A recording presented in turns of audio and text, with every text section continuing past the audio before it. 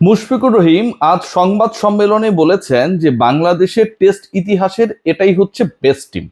এবং এটা নিয়ে আসলে খুব বেশি ডাউটফুল হওয়ার কারণ নেই। নাজমুল হোসেন শান্ত তার ক্যাপ্টেন্সিতে এখন পর্যন্ত বাংলাদেশকে টেস্ট জিতিয়েছেন 7টা, এবং যেটা যৌথভাবে সর্বোচ্চ। বাংলাদেশ যেই দলের বিপক্ষে এই মুহূর্তে অবতীর্ণ পরীক্ষায়, সেই পাকিস্তানের বিপক্ষেই টানা 3 টেস্টে জয় পেয়েছে। সো এই দলটাকে ভারসাম্যপূর্ণ কিংবা বেস্ট যদি বলা হয়, সেই কথার মধ্যে আসলে ভুল ভ্রান্তি কিংবা বিতর্ক অন্তত আমি খুঁজে পাচ্ছি না।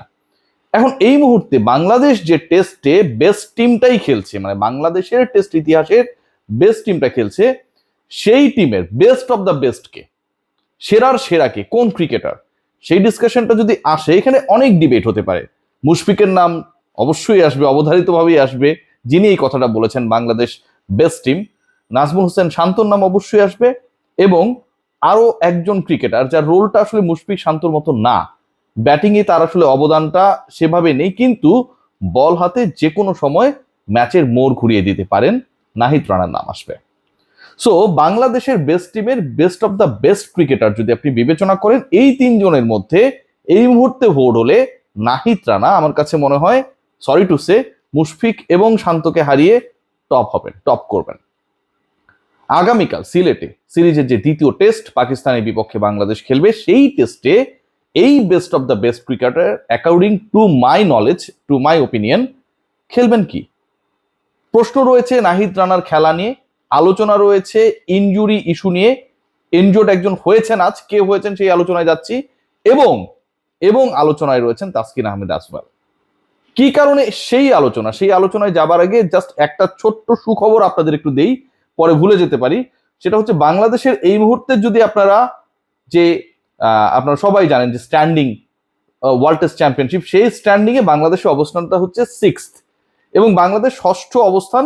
7ম অবস্থানে থাকা ইংল্যান্ডের থেকে বাংলাদেশের পয়েন্টের ডিফারেন্স হচ্ছে 13, এবং 5ম অবস্থানে থাকা যেহেতু বাংলাদেশ 6 নম্বরে, ইন্ডিয়ার সাথে বাংলাদেশের পয়েন্টের ব্যবধান হচ্ছে 4-এর মতো, 4-এর থেকেও কম। বাংলাদেশের টোটাল পয়েন্টস যেটা, সেটা হচ্ছে 44, ইন্ডিয়ার হচ্ছে 48। এই টেস্টে যদি রেজাল্ট না হয়, ধরেন টাই হয়ে গেল বাংলাদেশ এবং পাকিস্তানের মধ্যকার টেস্ট, তাহলে বাংলাদেশ 6 পয়েন্ট অ্যাচিভ করবে। বাংলাদেশের পয়েন্ট হবে 50। বাংলাদেশ টেস্ট চ্যাম্পিয়নশিপের র্যাঙ্কিংয়ে 5th পজিশনে চলে যাবে। মুশফিক বেস্ট টিম কেন বলেছেন বুঝতে পেরেছেন নিশ্চয়ই। যদি এই টেস্টটা ড্র হয়, তাহলে বাংলাদেশ উইল অ্যাচিভ 4 পয়েন্টস। 4 পয়েন্টও যদি পায় বাংলাদেশ, তারপরেও ভগ্নাংশের ব্যবধানে বাংলাদেশের অবস্থানটা হবে ভারতের উপরে। বাংলাদেশ হবে 5th, ইন্ডিয়াকে টপকে। আর বাংলাদেশ যদি জিতে যায়, 12 পয়েন্ট পায়, সেই ক্ষেত্রে বাংলাদেশের পয়েন্ট হচ্ছে 44 প্লাস 12, 56, এবং বাংলাদেশ সেখানটা ইন্ডিয়া থেকে অনেক এগিয়ে যাবে।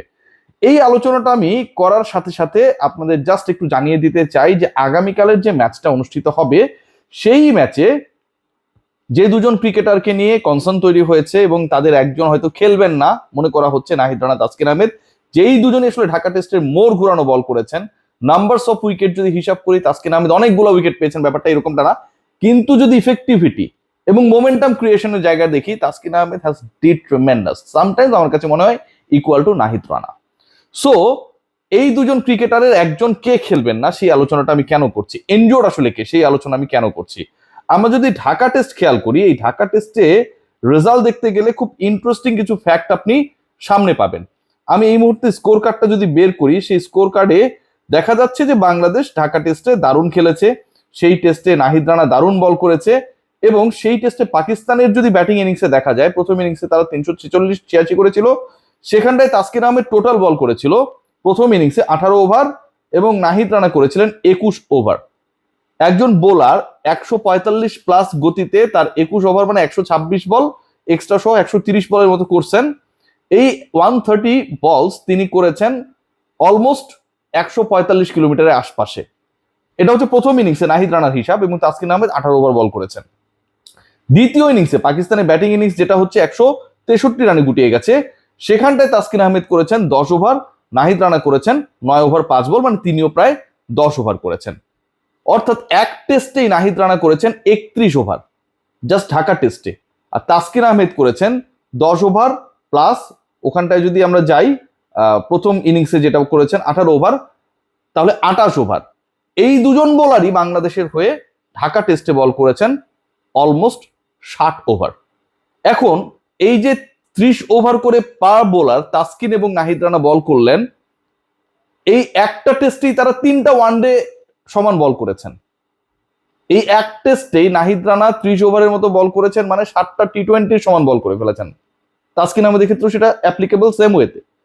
এখন এই দুজনের একজনকে, যেহেতু দুজনেই বাংলাদেশের জন্য গুরুত্বপূর্ণ ক্রিকেটার, দুজনের সার্ভিস বাংলাদেশকে লাগবে, দুজনেই টেস্টকে এনজয় করেন। তাসকিন আহমেদ টেস্টে ব্রেক নেওয়ার পরে আবার কামব্যাক করেছেন, নট লাইক মুস্তাফিজ যে তিনি খেলছেনই না। তাদেরকে আপনি কি এই 30 ওভার, 28 ওভার, 31 ওভার বল করানোর পরে পরের টেস্টে রেস্ট দেবেন, নাকি একজনকে অন্তত ব্রেক দেবেন? This is a very vital question, এবং সেটা নিয়ে ডিসকাশন চলছে যে একজন despite doing super in the last test একজনকে ড্রপ করা যায় কিনা, সেই ক্রিকেটার কে হতে যাচ্ছেন অথবা কেউ হবেন কিনা সেটা নিয়েও একটা আলোচনা রয়েছে।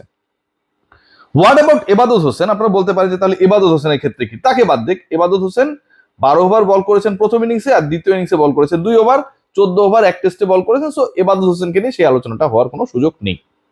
নাহিদ তাসকিনের মধ্যে একজনের বাদ পড়ার সমূহ সম্ভাবনা রয়েছে, এবং সেই সম্ভাবনার অন্যতম কারণ সিলেট টেস্টে বৃষ্টি আসবে, বৃষ্টি বিঘ্ন ঘটাবে, এবং এ কারণে আলটিমেটলি 15 সেশনের টেস্ট হবে না।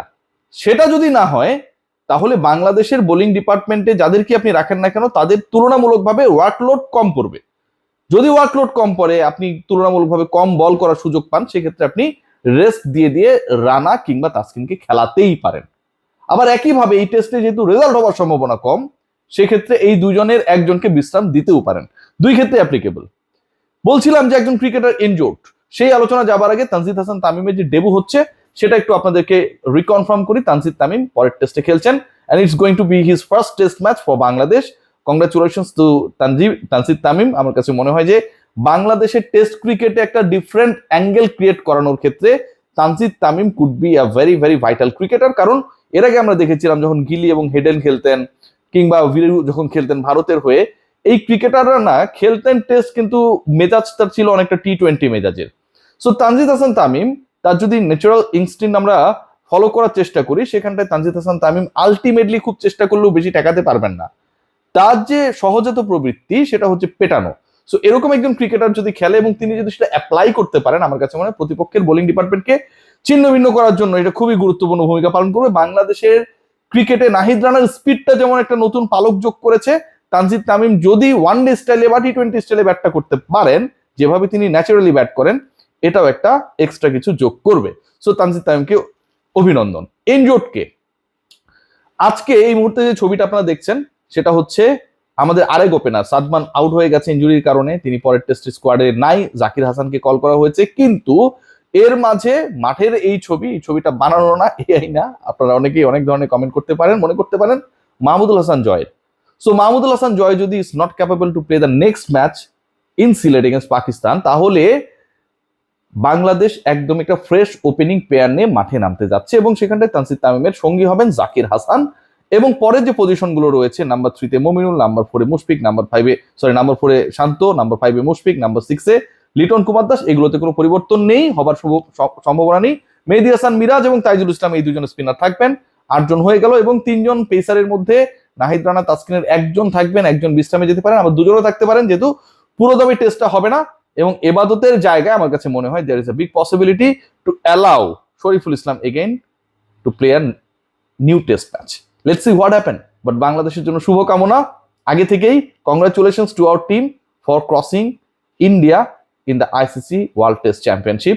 অগ্রিম শুভেচ্ছা, ভালো থাকবেন সবাই।